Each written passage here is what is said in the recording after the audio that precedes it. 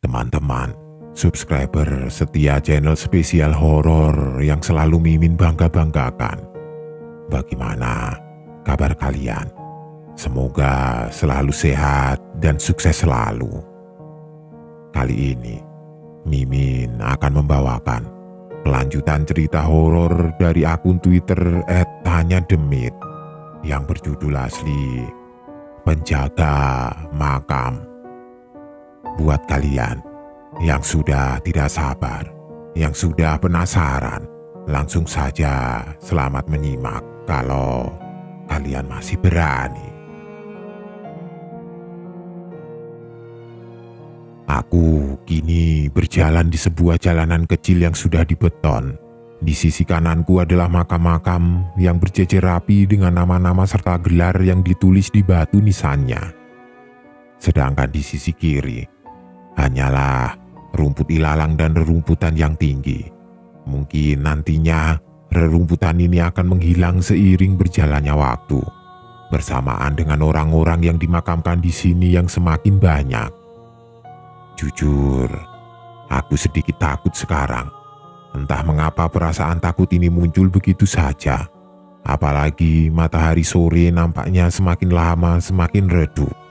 Sehingga hawa di pemakaman ini seketika berubah begitu saja. Namun, aku yang ditugaskan untuk memberitahu semua peziarah yang datang harus melaksanakannya dengan baik. Karena ini akan menjadi tugas harianku ketika aku bekerja di sini.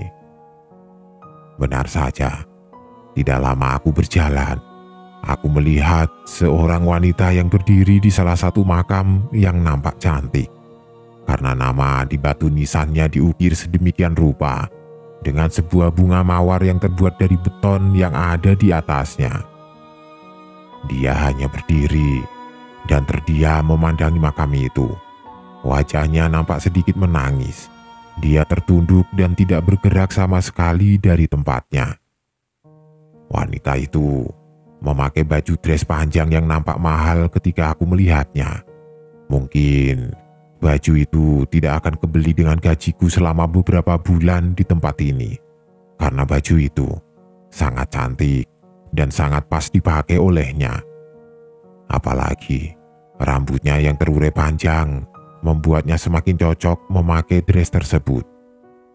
Aku sebenarnya tidak ingin mengganggunya, apalagi wajahnya tampak bersedih seperti tidak rela akan kepergian keluarganya yang kini terbaring di depannya. Namun, ini adalah tugas. Aku harus melaksanakan tugasku untuk memberitahunya karena jam besuknya sudah beres dan dia harus meninggalkan pemakaman ini. Maaf, aku harus memberitahu bahwa jam besuknya sudah selesai, kataku dengan nada yang halus. Wanita itu hanya terdiam ketika aku berkata seperti itu, hingga aku pun memberitahunya untuk yang kedua kalinya. Kataku dengan nada yang sedikit agak keras. Maaf, jam besuknya sudah selesai, Teh. Kali ini, apa yang aku katakan bisa membuat dia menoleh kepadaku. Kini aku bisa melihat dengan jelas wajahnya. Wajahnya sangatlah cantik. Kulitnya terawat seperti layaknya orang-orang kota pada umumnya. Ya, wajar saja. Dia pasti orang kaya. Sehingga kecantikannya bisa seperti itu karena perawatan yang dia lakukan di setiap harinya. Wanita itu hanya mengangguk sambil mengusap kedua matanya yang meneteskan air mata. Tidak ada perkataan apapun darinya. Dia langsung berjalan pulang ketika aku memintanya.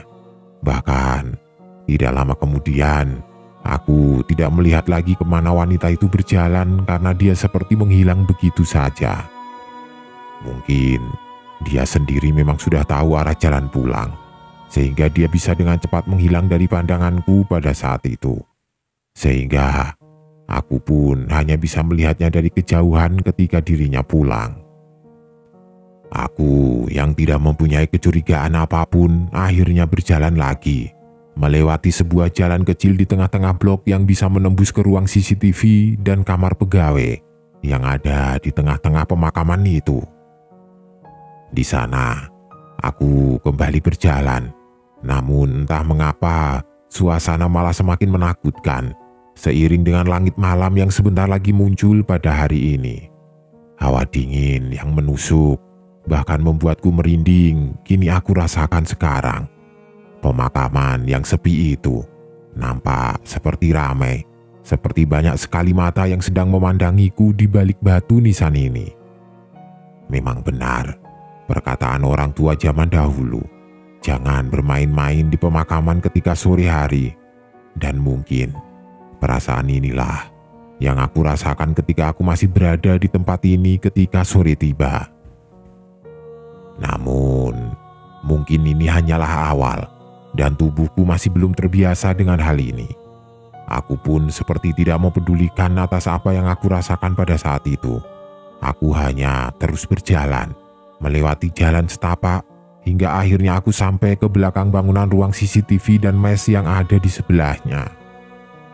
Jajang dan Ari nampaknya sudah ada di depan mes, sambil merokok dan makan mie instan yang dia masak di dalam sana. Sedangkan Wawan nampaknya masih berjaga di pos security depan. "Bagaimana? Sudah selesai memastikan semua keluarga yang datang untuk pulang?" tanya Jajang. Aku hanya mengangguk sambil tersenyum. Lalu tidak lama, aku menjawabnya sambil berjalan kembali melewati mereka berdua ke arah depan untuk memberitahu Wawan atas apa yang sudah aku lakukan. "Iya, yang terakhir itu adalah wanita yang ada di blok D. Setelah itu tidak ada lagi. Sekarang aku pamit dulu, mau beritahu Wawan," kataku yang sedikit mengangguk dan berjalan kembali ke arah pintu masuk ke pemakaman itu. Aku tidak sadar bahwa ekspresi mereka tiba-tiba berubah ketika aku mengatakan hal tersebut. Bahkan Ari sampai memandangi Jajang dengan wajahnya yang serius, dan Jajang hanya menggelengkan kepala sambil mengangkat kedua tangannya kepada Ari seperti sedang meminta maaf dengan raut wajahnya yang sedikit panik. Aku yang baru saja melangkahkan kakiku tidak jauh dari mes, tiba-tiba dikejutkan oleh kehadiran Wawan. Wajahnya yang tidak ramah kini harus aku lihat kembali di sore itu. Bahkan dia sampai menggerutu sambil berjalan mendekatiku pada saat itu. "Lama sekali, cuma ngasih tahu peziarah saja," kata Wawan sambil melewatiku pada saat itu. Jajang dan Ari yang ada di depan mes langsung berdiri ketika dia datang sambil membawa kunci gerbang ke arahnya. Sedangkan aku hanya bisa membalikkan badan tanpa sempat membalas atas apa yang dia katakan. "Ini kuncinya, Jang. Aku akan masuk kamar dulu. Capek, ingin tidur. Biarkan si Ijal yang jaga di ruang CCTV sekarang," kata Wawan sambil memberikan kunci gerbang. Entah mengapa, dia langsung membuka pintu mesnya dan masuk ke dalam sana untuk beristirahat. Jajang yang tahu sifat Wawan hanya bisa menghela nafasnya sebentar lalu mendekatiku dan berkata, "Sudah, jangan dipikirkan si Wawan. Memang begitu sifatnya." Aku kembali tersenyum akan hal tersebut. Lalu tidak lama, dia akhirnya menjelaskan kembali atas apa yang harus aku kerjakan sekarang. "Nah, sekarang tugasmu memang sedikit berat, apalagi untuk orang yang baru pertama kali sepertimu. Kamu sekarang harus memastikan pemakaman ini aman. Ya meskipun yang kamu harus jaga ini adalah mayat-mayat yang terkubur, tapi harus tetap kamu awasi." Jajang yang ada di dekatku langsung mengajakku masuk kembali ke dalam mes. Sedangkan Ari nampaknya sudah berada di dalam dan masuk ke dalam kamar mandi yang ada di dalam untuk membersihkan tubuhnya di sore itu. "Sekarang bawa tasmu ke kamarmu," kata Jajang sambil membuka kunci kamar yang merupakan kamar bekas bapak. "Lalu kamu bawa makanan dan minuman yang ada di dapur. Bawa saja sebanyak yang kamu mau agar cukup untuk bekalmu semalaman ini. Nah setelah itu kamu bisa kembali ke ruang CCTV untuk berjaga. Dan ingat, kamu harus memastikan semua yang ada di pemakaman ini aman ya. Dan kamu harus keluar kalau ada masalah di pemakaman. Dan kamu harus menyelesaikannya sendirian." Memang jarang terjadi sih Jal, tapi yang terkadang bapakmu suka menemukan sesuatu yang mengharuskan dia keluar dari ruang CCTV, seperti listrik mati atau menerima jasad baru yang dikirim malam-malam. Ya, pokoknya selayaknya orang yang menjaga pemakaman lah, kata Jajang sambil sedikit tersenyum. Nah, sekarang kamu masuk dulu, lihat-lihat dulu kamarmu. Ruang CCTV yang ada di sebelah hanya bisa dikunci dari dalam, jadi aku tidak perlu memberikanmu kunci. Tapi ketika jam 9 malam, mes ini akan terkunci rapat, dan kita semua tidak, Jang. Tiba-tiba, Ari memanggil Jajang. Nampaknya dia sudah selesai untuk membersihkan tubuhnya. Seketika, Jajang pun menoleh dan berkata kembali sambil sedikit berlari ke arah kamar mandi yang ada di dekat dapur pada saat itu. Pokoknya, kamu tidur di ruang CCTV saja pada malam ini sambil mengawasi seluruh pemakaman dengan kamera CCTV-nya. Kita semua pasti bergiliran untuk berjaga kok. Jadi jangan dikhawatirkan. Yang pasti, bawa makanan saja yang banyak sama senter yang ada di kamarmu agar kamu tidak perlu keluar ruangan.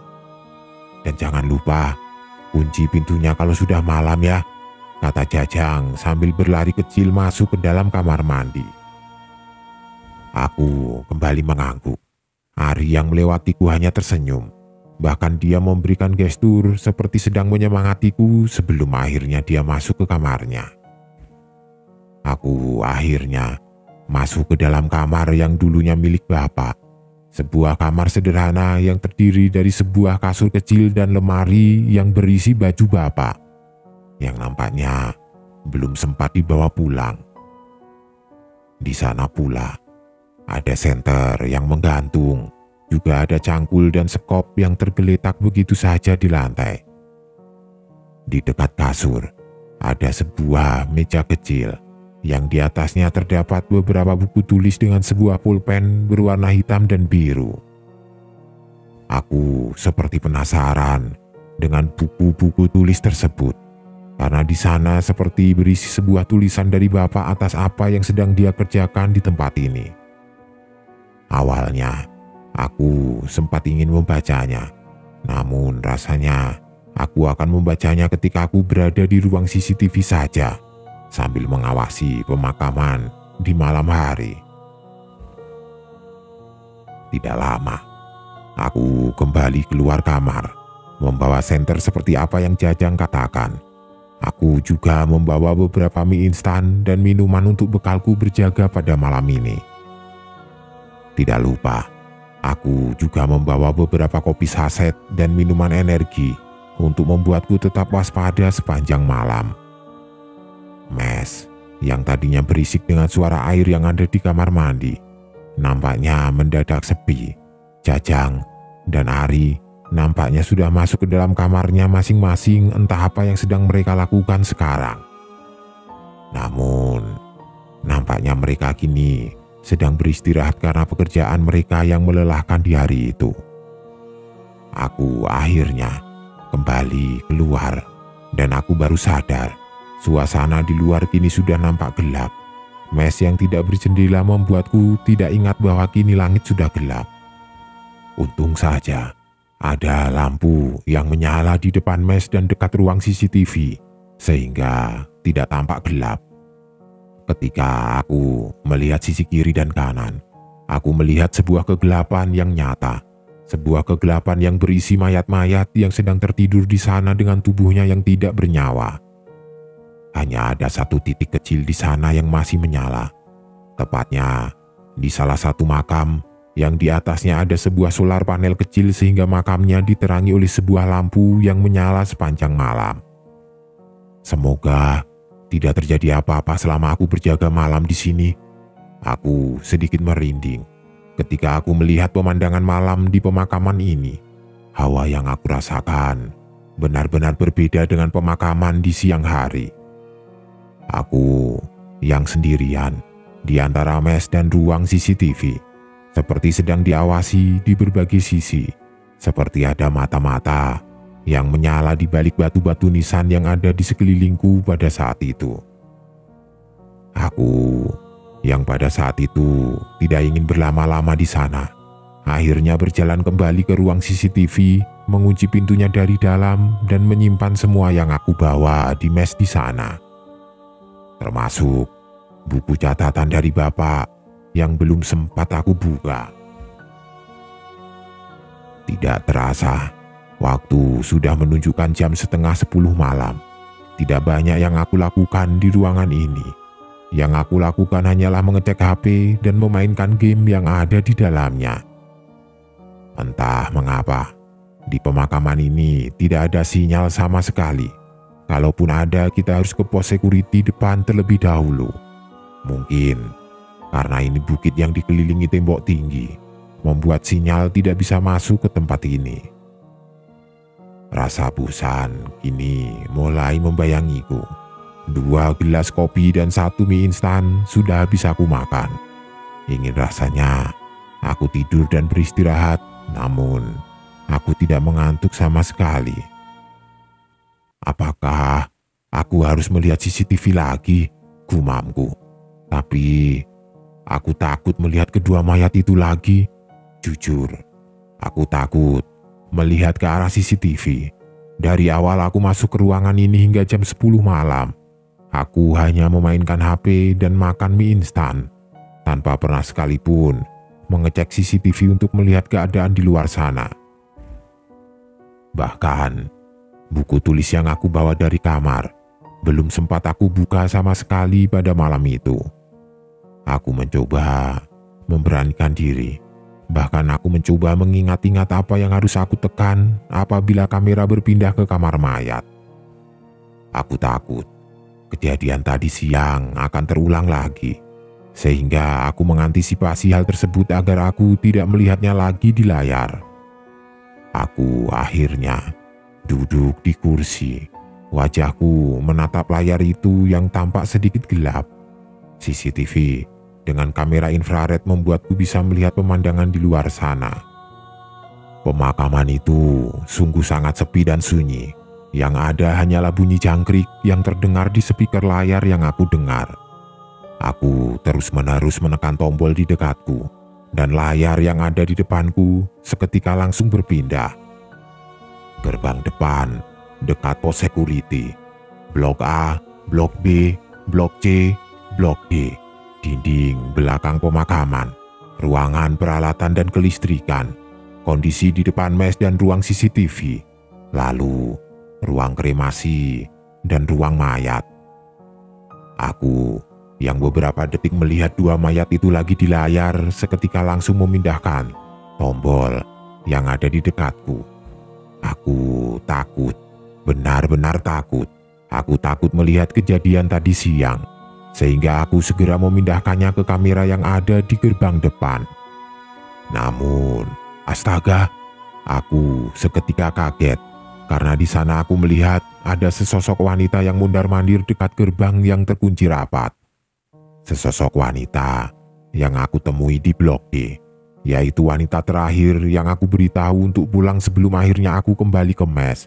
Secara tiba-tiba muncul tepat di dekat gerbang. Dia terlihat berdiri di sana, seperti ingin keluar namun tidak bisa karena gerbangnya terkunci. Aduh, jangan-jangan pas wanita itu pulang, Wawan sudah menguncinya dan dia terjebak di depan hingga jam segini.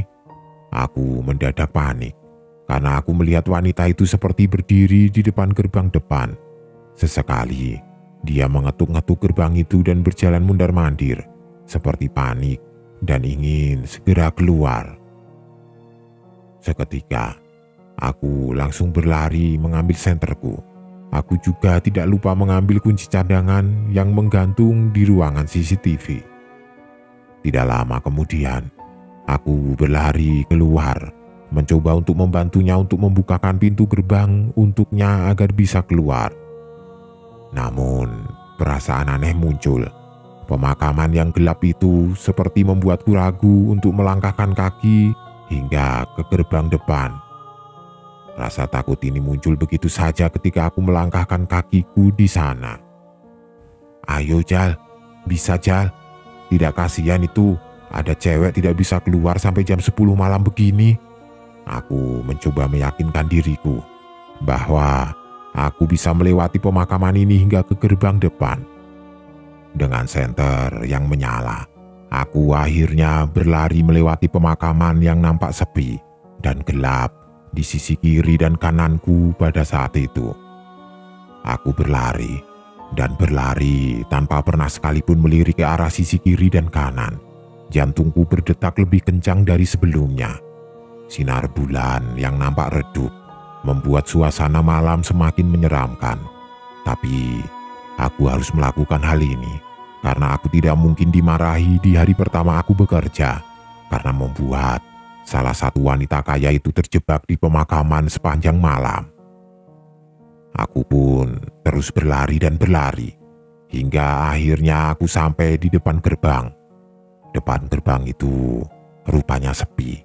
Hanya ada sebuah lampu yang menyala di gapura depan tanpa ada seorang pun di dalam sana. Seketika aku terdiam. Aku menghentikan langkahku sambil mencari-cari kemana wanita itu pergi. Teteh. Aku pun sempat mendekati gerbang tersebut. Bahkan aku sempat membuka gemboknya dan melihat ke arah luar gerbang yang berisi tempat parkir bagi para peziarah yang datang ke makam. Aku sama sekali tidak melihat satu kendaraan pun di sana. Sepertinya semua peziarah yang aku temui sudah pulang dan meninggalkan pemakaman ini semenjak sore.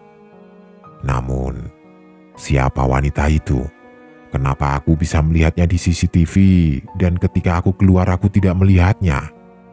Tubuhku tiba-tiba merinding. Ketika aku memikirkan hal itu, aku baru sadar, sepertinya yang aku lihat bukanlah manusia. Apalagi aku baru ingat wanita itu yang menghilang begitu cepat ketika aku mendatanginya di sore itu. Aku terdiam, jantungku berdetak semakin kencang. Aku benar-benar tidak tahu apa yang harus aku lakukan sekarang. Karena tepat ketika aku sedang berdiri di depan gerbang, tiba-tiba aku dikagetkan oleh sebuah suara dari luar gerbang, seperti ada sesuatu yang dilempar dan mengenai gerbang besi yang ada di belakangku. Seketika aku panik dan berbalik, namun di sana tidak ada apapun, hanya ada pos security yang tampak kosong dengan lampunya yang menyala di luar sana. Aku takut, benar-benar takut. Pemakaman ini berubah menjadi menyeramkan ketika malam tiba. Hingga akhirnya aku berteriak sekencang-kencangnya. Apalagi ketika aku berteriak dan berlari, aku harus melewati pemakaman itu untuk sampai ke ruang CCTV yang ada di atas sana. Aku berlari dengan sekuat tenaga. Aku benar-benar ketakutan atas apa yang sedang aku lihat. Sisi kiri dan kanan yang gelap gulita membuatku semakin ketakutan. Karena aku benar-benar seperti sedang diawasi sekarang. Seperti banyak sekali orang yang sedang melihatku dari dalam kegelapan. Dan itu membuatku semakin ketakutan dibuatnya. Nafasku kini berat. Jalanan yang menanjak membuatku harus mengeluarkan energi lebih yang harus aku keluarkan. Ditambah rasa takut yang aku rasakan membuat tubuhku basah dengan keringat dingin yang keluar begitu saja pada malam itu.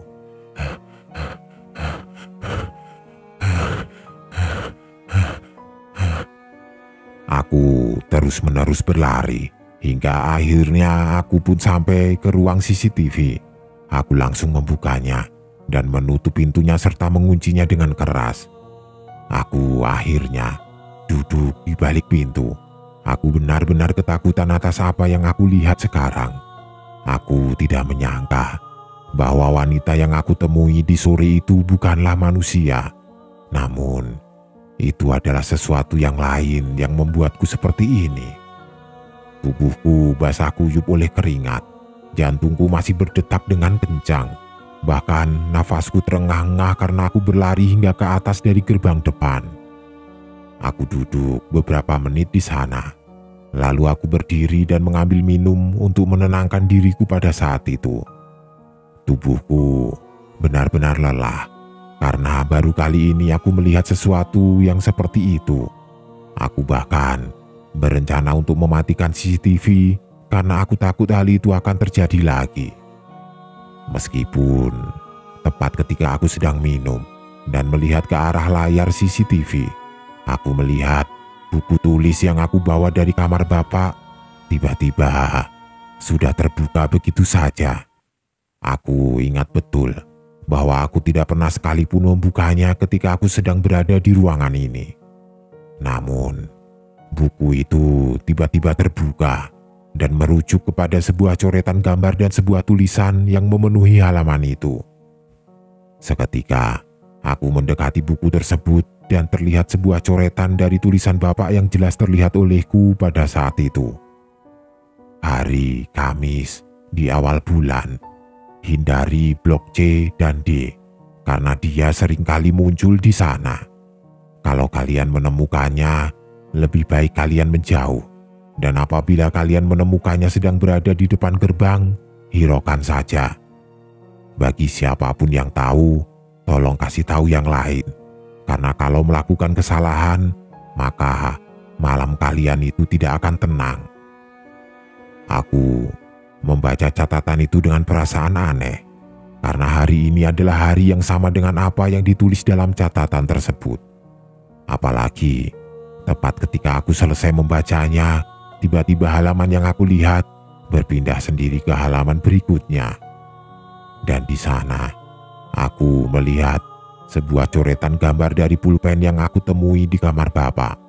Sebuah coretan gambar berupa sosok wanita berambut panjang yang bentuknya sama persis dengan yang apa aku temui di hari itu.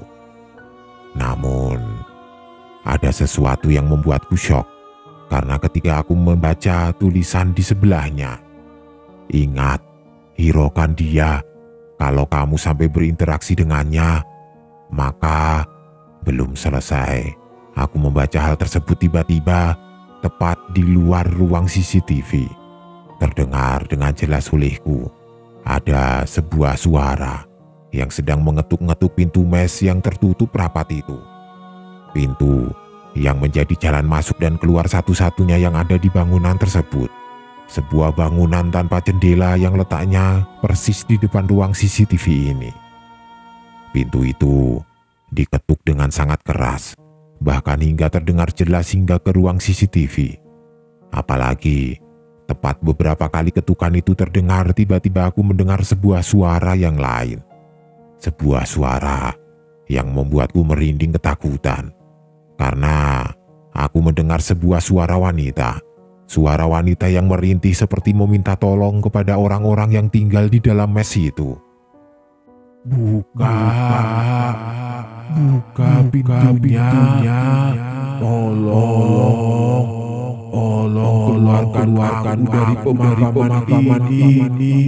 Aku sudah tidak kuat.